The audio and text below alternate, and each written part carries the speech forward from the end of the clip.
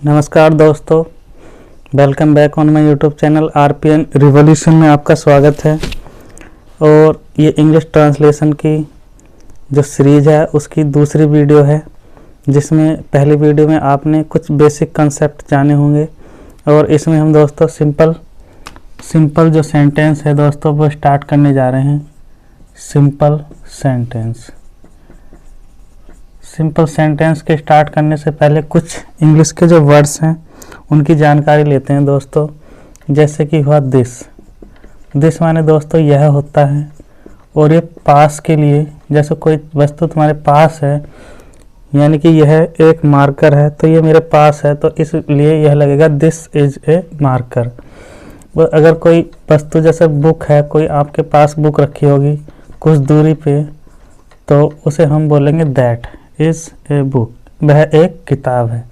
इस तरीके से अगर चीज़ें दोस्तों प्लूरल हो जाएं, ये मतलब एक से ज़्यादा के लिए अगर हम बोलें तो इसे बोलेंगे दोस्तों दीज, और ये होगी पास के लिए। और दूर के लिए दोस्तों दोज माने होता है दोस्तों वे, और ये होगा दोस्तों दूर के लिए। तो ये चार शब्द, चूँकि इंग्लिश में कुछ शब्द ऐसे हैं जो बहुत ज़्यादा प्रयोग में आते हैं, इस वजह से हम उन्हें दोस्तों सबसे पहले डील कर रहे हैं। उसके बाद जैसे कि आई माने दोस्तों होता है मैं, और दोस्तों उसके बाद वी माने दोस्तों होता है हम, और यू माने दोस्तों तुम, और दे माने दोस्तों होता है वे। इसके बाद दोस्तों ही माने होता है वह, सी माने भी दोस्तों वह, और इट माने भी दोस्तों वह। तो ये तो होता है दोस्तों मेल के लिए, और ये दोस्तों होता है फीमेल के लिए। और जब दोस्तों मेल फीमेल में से कोई ना हो तो हम इट का प्रयोग करते हैं। इसके बाद कुछ शब्द जो सबसे ज़्यादा प्रयोग में होंगे, यानी कि एक तो WHAT वाट माने दोस्तों क्या, WH वाई माने दोस्तों क्यों। एक हुआ दोस्तों वेयर माने कहाँ, यानी कि जब आपसे दोस्तों कारण की जानकारी ले रहा होगा कोई तो लगाएंगे क्यों। जब दोस्तों स्थान की जानकारी आपसे ली जा रही हो तो कहाँ, और जब दोस्तों समय की जानकारी ली जा रही हो तब लगेगा दोस्तों व्हेन। एक होता है दोस्तों हाउ माने होता है कैसे। अगर आपकी अप्रोच की जानकारी ली जा रही है दोस्तों, किस तरह की आपकी अप्रोच है, तो उसे बोलते हैं दोस्तों कैसे, हाल चाल हो। तो इन शब्दों का प्रयोग होगा। ये दोस्तों आपने लिख लिए होंगे। अब हम जो आगे के शब्द कुछ लिखते हैं। हाउ माने दोस्तों कैसे हुआ। एक होता है दोस्तों हु का मतलब होता है दोस्तों कौन या किसने। उसके बाद दोस्तों होता है हुम माने दोस्तों होता है किसे या किसको। उसके बाद दोस्तों होता है हुज, किसका और किसकी। इसके बाद दोस्तों हुज होने के बाद उसके बाद होता है विच माने होता है दोस्तों कौन सा और कौन सी। और होता है दोस्तों वेयर हो गया। इसके बाद हाउ मैनी माने दोस्तों होता है कितना, कितनी और कितने। और जब दोस्तों संख्या का बात हो तब हम इसका प्रयोग करेंगे। हाउ मच का प्रयोग होता है दोस्तों इसी के लिए कितना, कितनी और कितने। लेकिन दोस्तों ये मात्रा की जब जानकारी हमसे ले रहे होंगे तब हम इसका प्रयोग करेंगे। यानी कि ये जो शब्द अभी दोस्तों आपके सामने आए, इन शब्दों का प्रयोग सबसे ज़्यादा हम सेंटेंस बनाने में करेंगे। उसके बाद एक दोस्तों प्रोनाउन की टेबल बना लेते हैं हम शुरू में ही। Pronoun table. जैसा कि पहली वीडियो में हमने देखा था कि हमें सब्जेक्ट की ज़रूरत भी पड़ेगी, ऑब्जेक्ट की ज़रूरत भी पड़ेगी। तो हमारा जो प्रोनाउन है दोस्तों वो सब्जेक्ट और ऑब्जेक्ट पे भी प्रयोग होता है। इस वजह से हमें प्रोनाउन की टेबल की आवश्यकता है। इसमें सबसे पहले आई, अगर हम सब्जेक्टिव केस में सब्जेक्ट की जगह पर अगर हम यूज़ करेंगे तो हम दोस्तों आई, अगर हम आई का प्रयोग दोस्तों ऑब्जेक्ट की जगह पर अगर हमें यूज़ करना पड़ गया तो इसका दोस्तों हम करेंगे मी। अगर दोस्तों पोजीशन अपने की अंग्रेजी, इसमें इसके दोस्तों दो केस होते हैं। एक तो होता है अपने की अंग्रेजी के लिए और एक होता है दोस्तों एडजेक्टिव, जो आगे आप समझ पाएंगे ये क्या होता है। तो अगर हम दोस्तों अपने की अंग्रेजी की बात करें तो माई लगेगी, और एडजेक्टिव इसके बाद दोस्तों अभी बताएंगे एडजेक्टिव भी क्या होता है। आई के साथ मी लगेगी। आई का मतलब होता है दोस्तों मैं। बी का मतलब होता है बी, इसका ऑब्जेक्ट होता है अस, और इसे हम माई ही दोस्तों यहाँ लिखते हैं। तो इसकी अपने की अंग्रेजी होगी दोस्तों आर। बी का मतलब होता है दोस्तों हम। यू माने होता है दोस्तों तुम, इसका ऑब्जेक्ट होता है यू और पोजीशन होता है दोस्तों योर।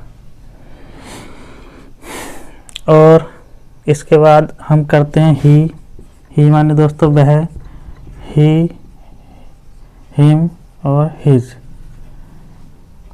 और इसके बाद सी माने भी वह दोस्तों मेल के लिए, और ये दोस्तों फीमेल के लिए। हर, इसका ऑब्जेक्ट होगा दोस्तों हर और इसका पोजीशन भी होगा दोस्तों हर। इट माने भी दोस्तों वह, second form it, object it, और थर्ड फॉर्म दोस्तों इट्स, और पोजीशन दोस्तों इट्स। इसके बाद दे, इसका ऑब्जेक्ट हुआ दोस्तों देम, और अपने की अंग्रेजी होगी दोस्तों देयर। और चूंकि ये शब्द दोस्तों अपने की अंग्रेजी, इनके बाद एक शब्द हमें चाहिए है, यानी your book, our book, my pen, इस तरीके से। तो ये दोस्तों एडजेक्टिव की तरह भी, मतलब दोस्तों ये एडजेक्टिव ही हैं। इनके बाद एक नाउन की ज़रूरत हमें पड़ेगी। अगर ये बात दोस्तों अभी आपको समझ में ना आ रही हो तो जैसे जैसे हम आगे पढ़ते चले जाएंगे तो हमें दोस्तों जानकारी हो जाएगी, इसकी भी और जानकारी हम देंगे। अगर आई का मतलब होता है दोस्तों मैं, बी का मतलब हम, यू का मतलब तुम, ही का मतलब वह, सी का मतलब भी वह, इट का मतलब भी वह, और दे का मतलब दोस्तों बे।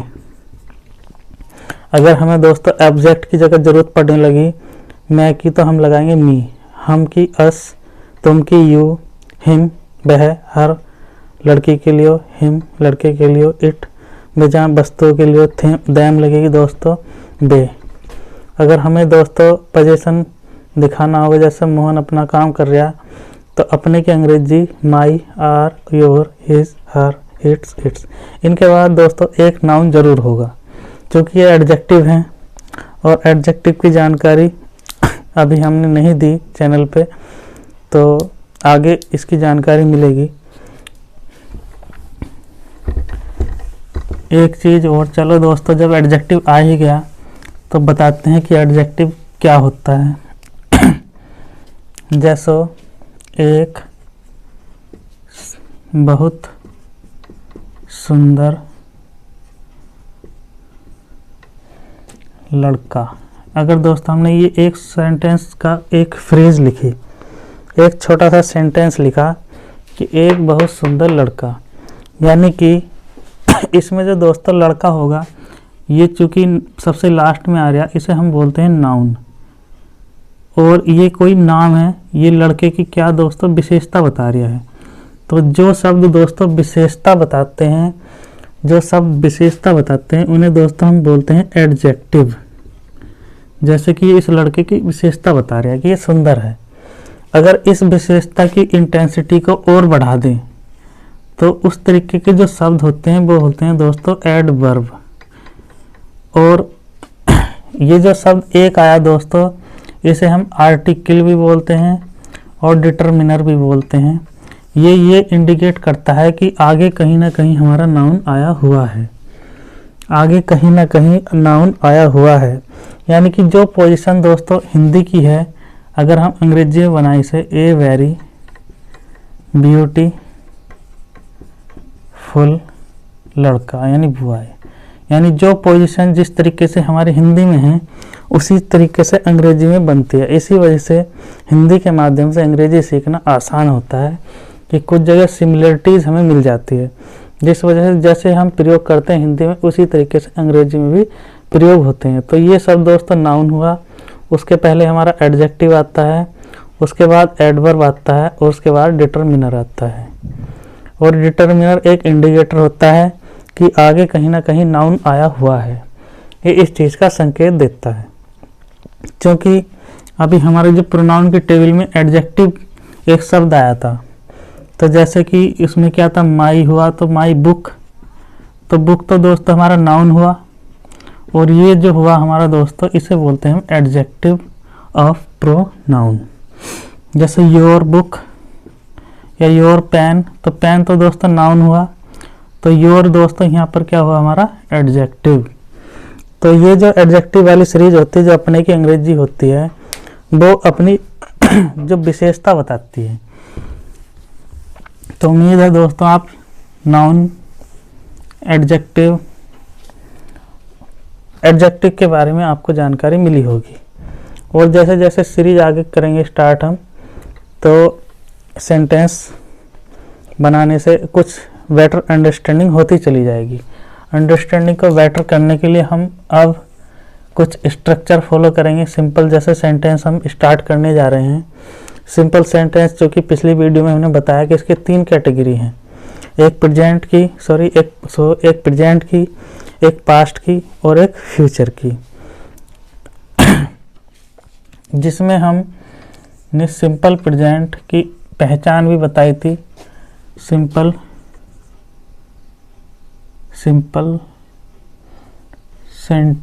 टेंस पढ़ने जा रहे हैं, जिसमें हम पढ़ेंगे दोस्तों सिंपल प्रेजेंट, जिसकी हमारी पहचान है, हूँ और हो। और चूंकि एक सेंटेंस अगर हमने लिखा था पीछे, एक सेंटेंस को हम 4 तरीके से बना सकते हैं, यानी कि affirmative, negative, interrogative, double interrogative और मॉडल्स। और किसी भी वाक्य के हम 4 हिस्सों में बना सकते हैं। तो इसका मतलब हर टेंस के हमारी जो कैटेगरी होंगी दोस्तों वो 4 होंगी। तो इसकी जो पहली कैटेगरी हुई हमारी, उसे हम बोलते हैं अफर्मेटिव सेंटेंस। अफर्मेटिव सेंटेंस इसमें क्या होता है, अगर दोस्तों हमारा सब्जेक्ट, अब हम स्ट्रक्चर की बात कर रहे हैं जो कि हमने पहली वीडियो में बताया था कि हिंदी के स्ट्रक्चर को तो हमें याद है, हमें पता है, लेकिन अंग्रेजी का स्ट्रक्चर का कैसे हो। अंग्रेजी के जो स्ट्रक्चर हैं हर सेंटेंस के हिसाब से हम बनाते चले जाएंगे। अगर हमारा सब्जेक्ट क्या हो, एक वचन हो, सब्जेक्ट एक हो, तो उसके साथ हम लगाएंगे इज, उसके बाद लगाएंगे यहाँ पर ऑब्जेक्ट। क्योंकि सिंपल है, इसमें वर्ब नहीं आती। और जो ये होती है इन्हें हम बोलते हैं दोस्तों लिंकिंग वर्ब। आगे समझाएंगे और ज़्यादा। अगर हमारा सब्जेक्ट हो 2 से अधिक, 2 हो या 2 से अधिक हो, तो हम लगाएंगे दोस्तों आर, उसके बाद आएगा दोस्तों ऑब्जेक्ट। ये दूसरा स्ट्रक्चर हुआ, पहला, दूसरा। और तीसरा स्ट्रक्चर हुआ दोस्तों आई के साथ हम हमेशा एम लगाते हैं और उसके बाद ऑब्जेक्ट लगाते हैं। अगर हमारा जो अफर्मेटिव सेंटेंस है उसमें सब्जेक्ट सिंगुलर हुआ तो इज लगाएंगे, सब्जेक्ट प्लूरल हुआ तो आर लगाएंगे, और दोस्तों आई के साथ अब हम एम लगाएंगे। अब हम कुछ सेंटेंस लिखते हैं, सिंपल प्रेजेंट के, अफर्मेटिव के कुछ सेंटेंस लिखते हैं और उनके माध्यम से इस स्ट्रक्चर की प्रैक्टिस करते हैं। जैसे कि मैं एक डॉक्टर हूँ, तो इसमें दोस्तों जो मैं है वो अपनी क्या है, एक जानकारी बता रहा है। जो मैं है वो अपनी एक जानकारी बता रहा है। इसमें दोस्तों कोई क्रिया नहीं हो रही, तो इस वजह से इसमें सिर्फ इन्फॉर्मेशन दी जाती है कि मैं क्या हूँ, एक डॉक्टर हूँ।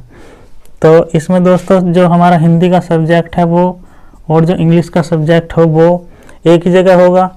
इसमें दोस्तों इससे हमें पता चला कि ये सिंपल प्रेजेंट का वाक्य है, सॉरी प्रेजेंट का ही वाक्य है।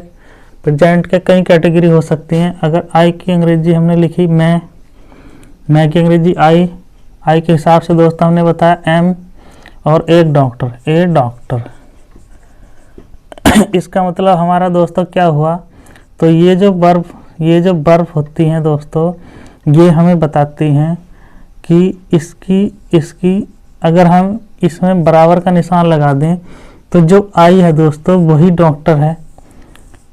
जो आई है मैं एक डॉक्टर हूँ, तो ये दोनों बराबर चीज़ है ना, मतलब जो डॉक्टर है वो मैं ही हूँ और मैं जो है वो डॉक्टर ही है। तो इसका मतलब क्या हुआ, इनका एक नाम हो सकता है दोस्तों लिंकिंग वर्ब। इन्हें हम दोस्तों लिंकिंग वर्ब भी बोलते हैं, इज आर एम को, अगर इनके बाद कोई वर्ब नहीं आई। अब हम दोस्तों दूसरा सेंटेंस लिखते हैं, वह एक किसान है। वह एक किसान है।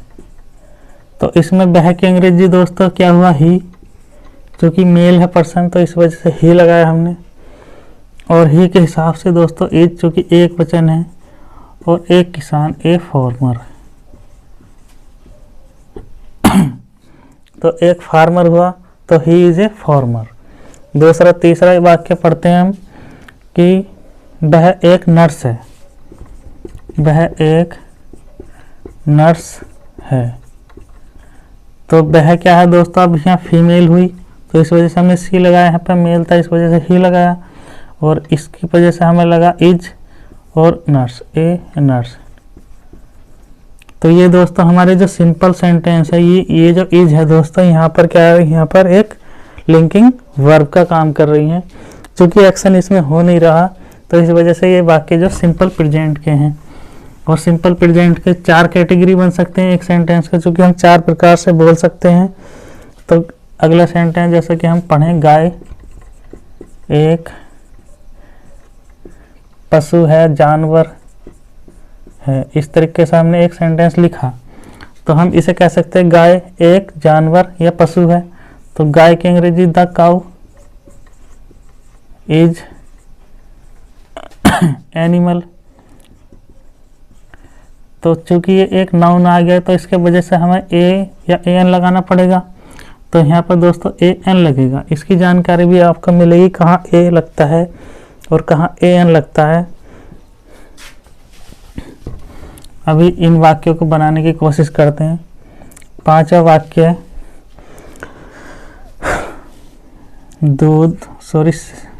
शहद मीठा है। तो शहद की दोस्तों हनी इज स्वीट। और ये दोस्तों मीठा, इसकी विशेषता भी बता रहा है। तो हम यहाँ पर इसके बाद एडजेक्टिव भी रख सकते हैं। इसका मतलब ये हुआ लिंकिंग वर्ब के बाद एडजेक्टिव भी रख सकते हैं। और अगला वाक्य 2 और 2 4 हैं। तो इसका मतलब 2 and 2 and 2 is 4। तो ये भी हमारा इज से ही बनेगा, क्योंकि ये एक यूनिट हो गई और यूनिट जब हो जाएगी तो सिंगुलर में ही काउंट होती है। तो 2 is 2 4, मतलब 2 और 2 4 हैं। तो इससे दोस्तों हमने सिंपल प्रेजेंट का जो अफर्मेटिव है वो सीखा। और इससे अगली वीडियो में दोस्तों हम सीखेंगे निगेटिव,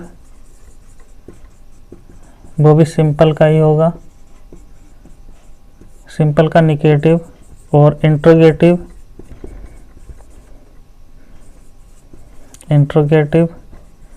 और चौथे नंबर और लास्ट होगा डबल इंट्रोगेटिव।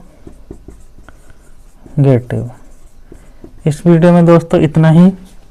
वीडियो देखने के लिए धन्यवाद। अगर वीडियो आपको अच्छी लगी हो तो चैनल को लाइक करें, सब्सक्राइब करें और शेयर करें।